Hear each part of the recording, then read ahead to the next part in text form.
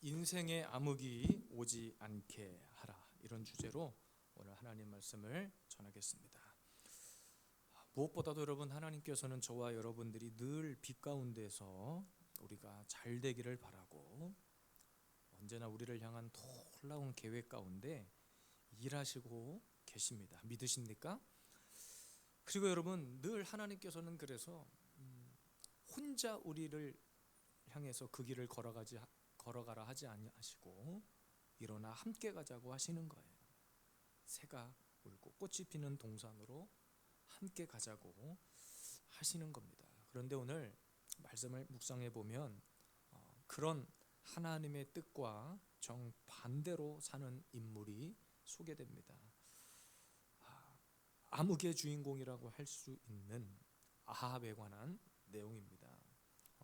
북이스라엘 역사 가운데 엘리야가 등장하기 전까지 온통 암흑의 역사를 기록했던 인물이 바로 아합입니다. 우리는 날마다 부응해야 되고, 날마다 주의 은혜 안에 거해야 되고, 날마다 빛 가운데로 거해야 되는데, 오늘 이스라엘 왕이었던, 북이스라엘을 통치했던 이 아합은 부응이 아니라 그의 인생 가운데 암흑이 오고 말았어요. 그의 한 사람의 인생뿐만 아니라 그 한 사람의 잘못된 판단과 실수 때문에 온통 그 나라의 역사 가운데 엘리야 전까지의 역사가 암흑천지였던 겁니다. 왜 우리 인생 가운데 암흑이 찾아오는가? 개인이면 개인, 가정이면 가정, 교회면 교회, 나라면 나라. 이유는 동일합니다. 오늘도 말씀을 통해서 저와 여러분들의 인생에, 그리고 우리 교회 위에 암흑이 아니라 말씀의 빛이 찾아오고, 어둠이 아니라 생명의 은혜가 넘쳐나는 복된 삶의 주인공이 되시기를 원합니다. 항상 저와 여러분들의 인생 가운데 암흑이 찾아오지 않도록 오늘도 말씀의 빛이 가득한 충만한 거룩한 주일 되시기를 주님의 이름으로 축복합니다.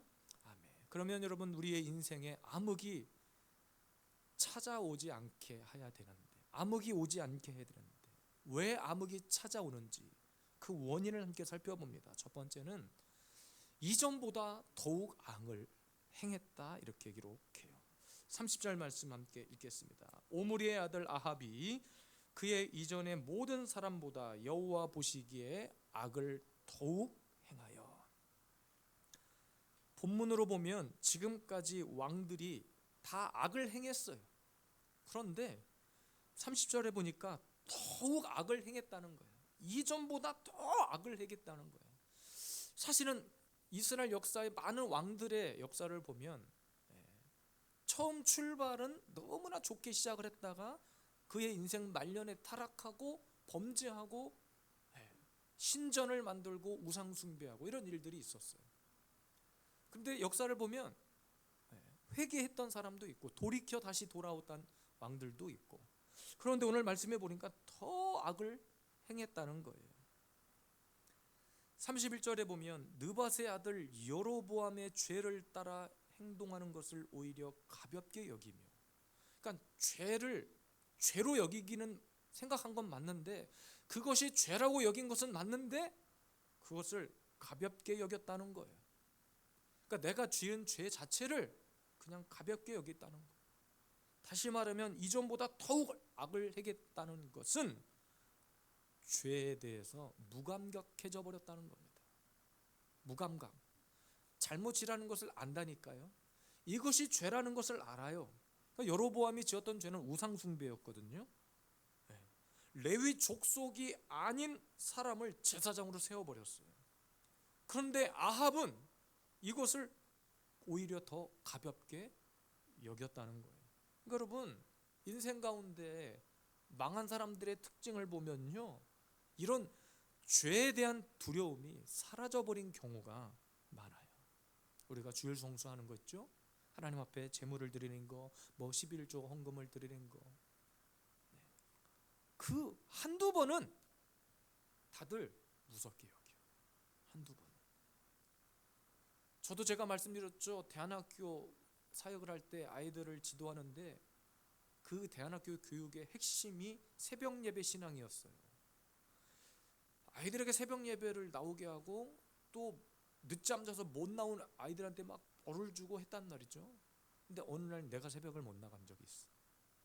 미쳐버리겠는 거야, 하루 종일. 근데 여러분, 그것이 한 번, 두 번일 때는 막 내 가슴에 어떤 거룩한 양심이 생기고, 다음부터 내가 빠지지 말아야지. 근데 이것이 한 번이 되고 두 번이 되고 세 번이 되잖아요. 그러면 감각이 사라져 버려요. 하나님에 대한 두려움이 떠나가는 거예요. 그러니까 우리가 예수 그리스도를 믿음으로 인하여서 가장 먼저 내 안에 솟아오르는 것이 뭐냐? 영적 감각이거든요. 죄에 대한 민감함이거든요. 그런데 어느 순간 우리의 신앙생활이 너무 편해지다 보니까 이런 죄책감이 사라지고 찔림이 사라지고 양심의 소리를 듣지 못할 때가 너무나 많다는 거예요.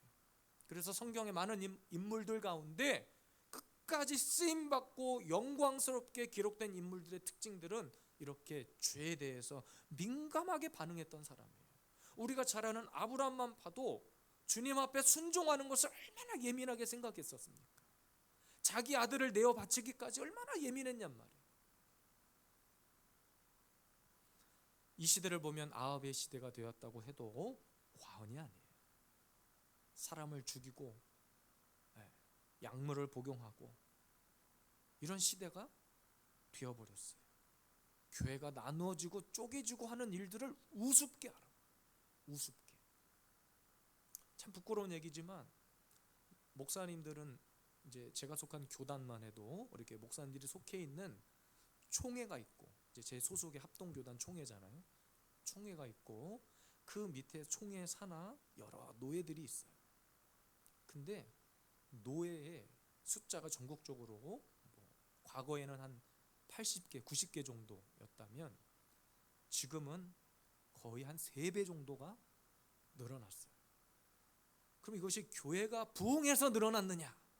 그것이 아니라 쪼개져 다투고 싸워서 A라고 하는 노예였는데 A-A가 생기고 A-A였는데 A-A에 A가 생겨서 쪼개지는 거예요. 근데 이것을 주의 종들이 부끄러워하지 않아요. 저는 모르겠습니다. 제가 나중에 조금 더 이 목회 연륜이 흘러서 노예 안에서도 어느 정도 위치가 됐을 때 저도 그들과 똑같은 일을 행할지 모르겠는데, 물론 진리가 달라서 쪼개지는 경우는 있었습니다. 잘못된 진리를 전하는 사람들과 같이 있을 수 없으니까. 그래서 과거에 우리 한국교회도 쪼개졌었죠. WCC를 찬성하는 교단과 그렇지 않은 교단이 나눠졌었습니다. 진리가 아닌 것과는 같이 갈 수 없으니까. 근데 그것이 문제가 아니라 자기의 이익을 위해서 싸우고 다투고.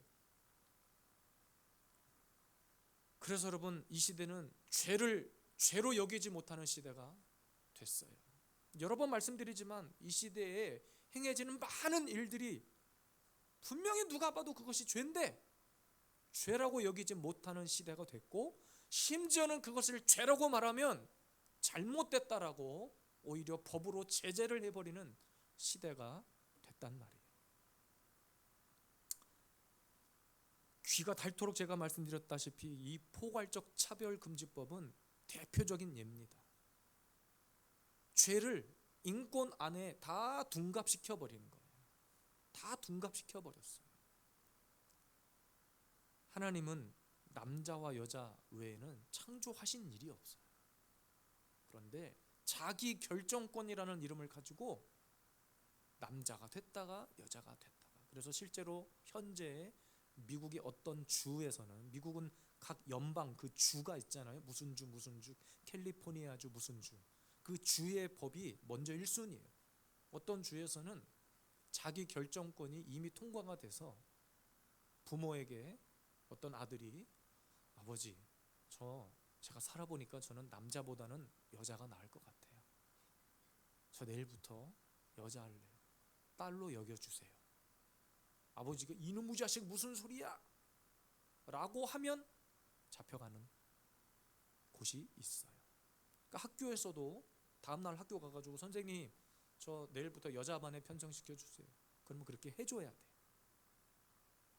남자였던 사람이 내일부터 여탕에 가가지고 여탕 입역권을 딱 끊었는데 목욕탕 주인이 당신 남자가 왜 여탕 들어갑니까? 저 오늘부터 여잔데요? 그러면 들어가는 거예요. 근데 그것을 죄라고 말하면 그렇게 말한 사람이 죄야. 이해가 되세요? 그런 시대가 됐다고요. 당장 내 눈앞에서 일어나지 않기 때문에 우리가 그것을 몰라서 그렇지, 이미 이 시대는 이전보다 더욱 악을 행하는 시대가 됐어요.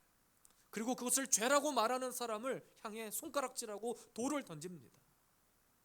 동성연애를 옹호해야지, 그들의 영혼을 사랑해야지, 왜 그들을 핍박하냐고 오히려 말을 한다니까요.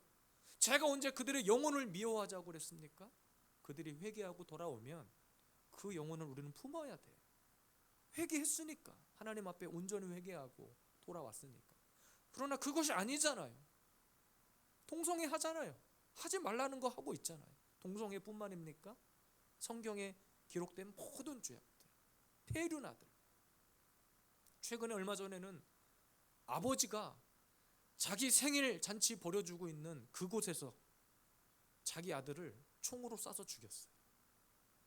뉴스를 보셨는지 모르겠지만 60대 아버지가 30대 아들에게 총을 쐈단 말이에요. 어느 순간부터 자기에게 생활비 안 준다, 돈 안 준다. 지금 근데 그 살인 사건이 일어난 자리는 그 자녀 부부가 그 아버지 생일 잔치를 해주고 있는 자리였어요. 그런 시대가 됐어요. 학교에서도 살인과 폭력이 난무하는데 인권이라는 이름 하에 아무것도 할 수 없는 시대가 됐어요. 저와 여러분들 학교 다닐 때 어떠셨어요? 엎드려 뻗쳐 시키고 빠따로 맞는 것이 그냥, 그렇게 맞았어도 딱 맞고 일어나면 선생님한테 감사합니다 하고 인사하고 들어가던 시절이었어요. 요즘은 매를 들 수가 없어요. 우리 아이들한테 물어보십시오. 학교에서 선생님들이 회초리 들고 회초리 때리는 선생님 있는가? 상징적으로 가지고는 다닐지 몰라도 때릴 수가 없어요. 학교 폭력으로 걸려요. 가장 선망했고 가장 갖고 싶은 직업 1순위가 교사였잖아요. 저희 때는. 지금은 가장 힘들고 가장 하지 말아야 될 직업군에 교사가 들어가 있어요. 죄를 죄로 말할 수 없는 시대가 왔습니다. 여러분, 우리 인생 가운데 어떨 때 암흑이 찾아오는 줄 아십니까? 이런 죄에 대해서 무감각해질 때. 그래서 주님은 끝까지 죄와 싸워라. 어떨 때까지 싸워라? 피 흘리기까지 싸워라. 피 흘리기까지 싸워라. 그만큼 치열하게 싸우라는 얘기예요. 우리 사랑하는 예수 비전 세움교회 성도들, 죄를 죄라고 말할 수 있고, 죄를 죄라고 말하고 내 안에 혹시 주의 종을 통해서 그렇게 하면 안 됩니다 라고 혹시 권면을 들었다면 빨리 그것을 깨닫고 주님 앞에 돌아와 암흑이 아니라 내 안에 빛으로 충만하게 되기를 주님의 이름으로 축복합니다. 우리 인생에 암흑이 찾아오지 않게 해야 되는데 왜 암흑이 찾아왔는가? 두 번째는 이세벨을 아내로 삼았다, 이렇게 기록하네요. 31절 말씀 읽겠습니다. 느밧의 아들 여로보암의 죄를 따라 행하는 것을 오히려 가볍게 여기며 시돈 사람의 왕 엣바알의 딸 이세벨을 아내로 삼고 가서 바알을 섬겨 예배하고 그랬습니다. 여러분, 세속화라는 말 많이 들어보셨잖아요. 세속화라는 말은요, 타협하고 섞어버린다는 의미를 가지고 있습니다. 우리가 왜 타협하는가? 내 정체성이 불확실하기 때문에 타협하는 거예요.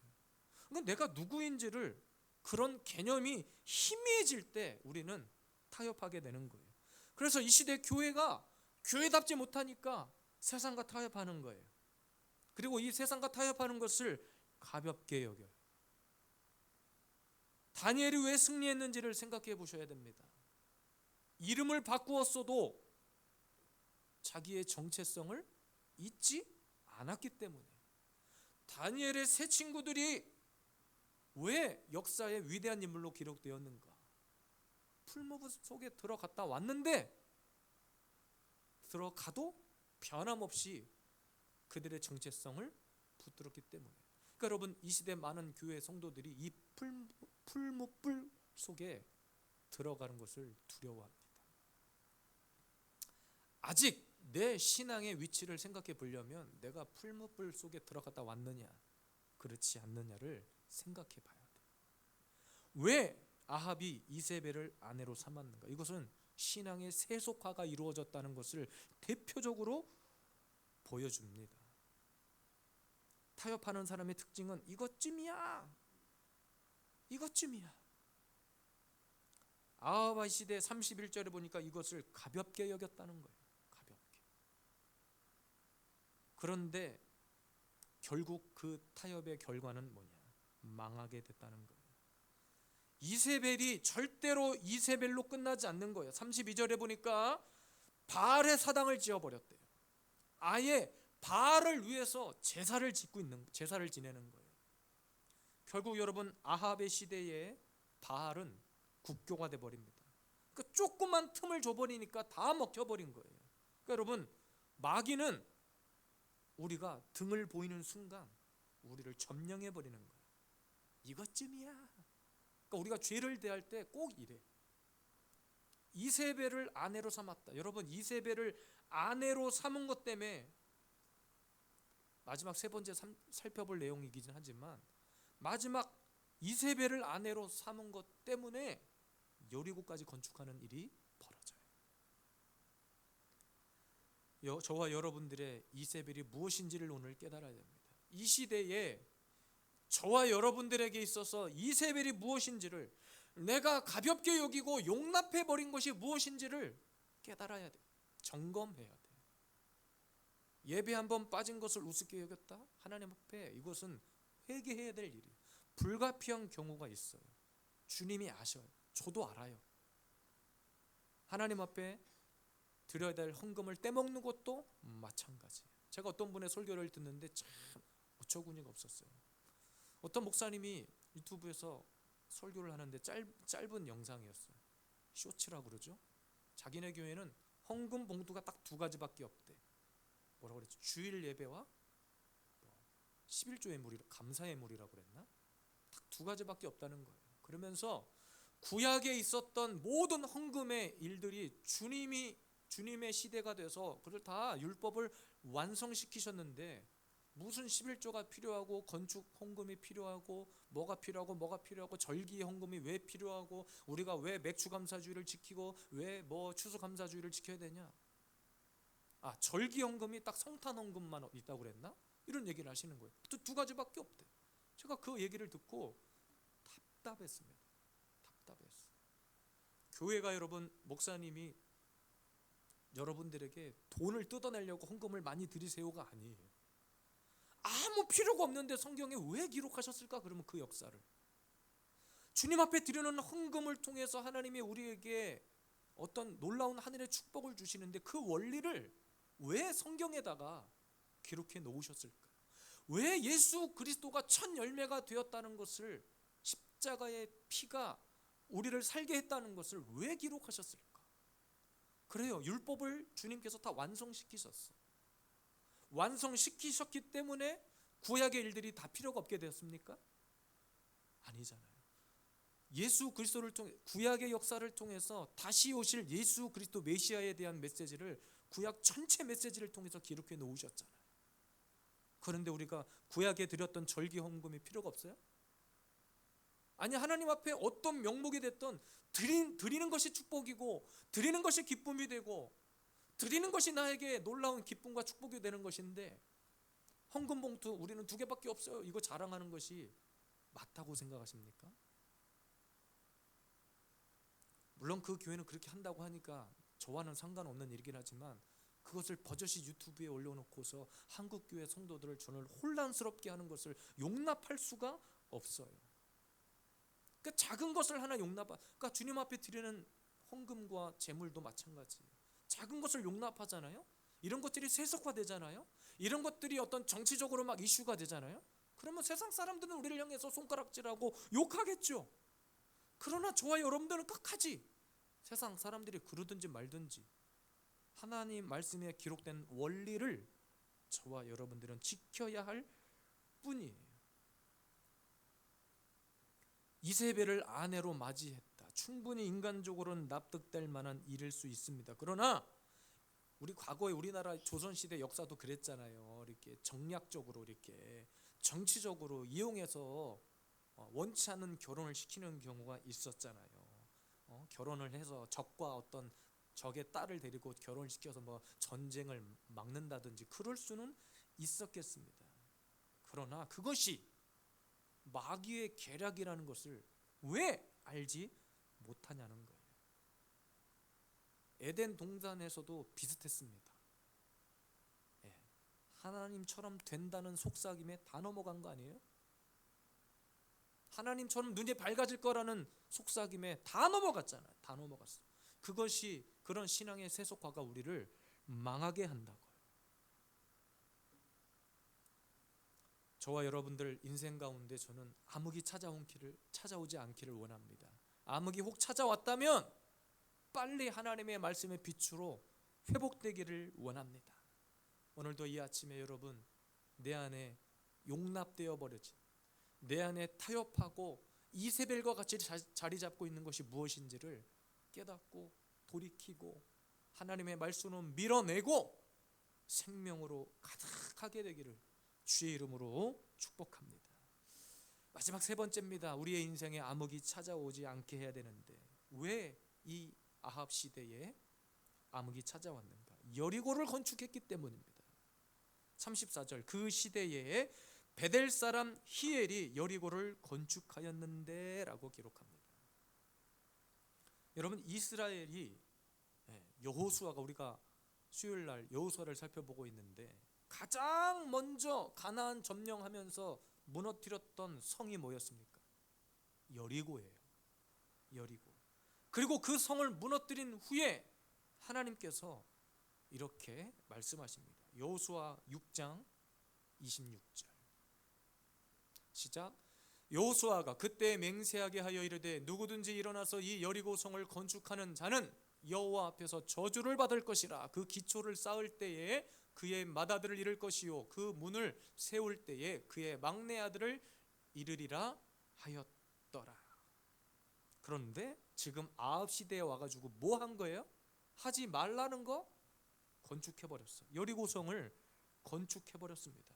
그러니까 여러분 하나님의 말씀을 거부하고 자기 마음대로 살아갔다는 거예요.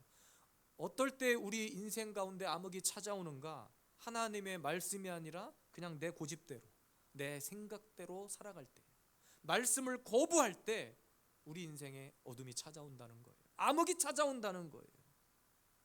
더 이상의 말씀이 들려오지 않아요. 그러니까 여러분 우리가 말씀을 묵상할 때도 내가 듣고 싶은 것만 들어, 내가 깨닫고 싶은 것만 듣는 거예요. 듣기 좋은 말만 귀에 남는 거예요. 시편 119편에 보면 105절에 말씀이 우리의 빛이요 등이고 빛이라고 했습니다. 그런데 이 말씀을 거부해. 말씀 듣지 않고 내 뜻대로 살아가는 거예요. 그럼 처음은 편해, 처음은 즐거워. 그런데 그 인생의 결말은 어둠이에요. 등대 없이 행하는 배는 반드시 파선합니다.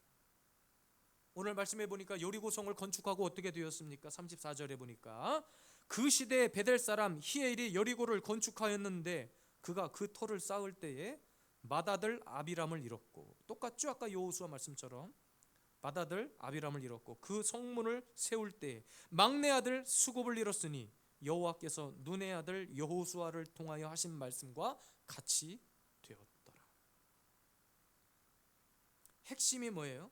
하나님의 말씀과 같이 됐다는 거예요. 그러니까 저와 여러분들이 말씀 떠나면 되겠어요, 안 되겠어요? 말씀 없이 사는 인생이 잘 될 것 같지만 보세요. 오늘 여리고 지어버려서 그의 아들, 맏아들, 막내 아들 다 죽잖아요. 하나님의 심판이 임하잖아요. 시편 1편을 통해서 우리는 복 있는 사람과 악인의 차이가 무엇인지를 배웠습니다. 시냇가에 심은 나무와 바람에 나는 겨의 차이를 배웠습니다. 잘 되는 사람은 어떤 사람이냐? 주의 말씀을, 율법을 주야로 묵상하는 자다. 그리고 그 율법을 쫓아 행하는 자다. 이미 알고 있어요. 이제 드디어 17장에 가서 누가 등장하냐면 엘리야가 등장합니다. 엘리야는 여러분 진짜 무명의 사람이었어요. 그래서 17장 1절에 길르앗에 우거하는 디셉 사람 정도로 소개합니다. 그러니까 아무도 관심 갖지 않았던 사람이었어요. 그런데 엘리야는 철저히 말씀의 사람이었다는 거예요. 말씀의 사람. 결국 그 시대에 엄청난 영웅과 같은 종적을 남긴다는 거예요. 여러분, 우리 인생 가운데 왜 암흑이 찾아옵니까? 말씀 없이 살기 때문입니다. 말씀을 거부할 때 찾아옵니다. 오늘도 내 인생 가운데 찾아온 암흑이 있다면 여러분, 말씀으로 끊어내시기를 바라요. 말씀을 먹는 사람, 말씀을 먹고 행하는 사람, 말씀에 익숙한 사람은 절대로 어둠을 용납하지 않습니다. 어둠은, 암흑은 곳곳에 도사리고 있어요. 오늘 주일 성수했다고 끝나는 것이 아니라 끝나고 교회당 예배당을 나가는 순간 어둠은 도사리고 있어요. 어둠은 우리 자녀들이 2박 3일 캠프하고 또 이어서 다른 교회 찬양팀으로 섬기면서 일주일 내내 캠프를 하고 왔다니까요. 목소리가 다 쉬어서 왔어요. 아이들 목소리를 여러분들이 못 들어보셨을 텐데 이따가 인사할 때 들어보세요. 막 다 쉬어가지고 왔어. 은혜가 충만해서 왔어. 그럼 마귀가 무서워서 벌벌 떨면 도망갈까요? 아니요. 어떻게 하면 또 우리 은혜 받은 자녀들을 넘어뜨릴까? 호시탐탐. 우리가 등을 보이는 순간, 등을 보인다는 것은 말씀을 떠나는 순간이 마귀의 밥이 되고 말 것입니다. 여러분, 끝까지 우리에게 찾아온 암흑이 있다면 오늘도 말씀입니다. 말씀의 빛으로 그 흠악을, 암흑을, 그 어둠을 쫓아낼 수 있기를 바랍니다.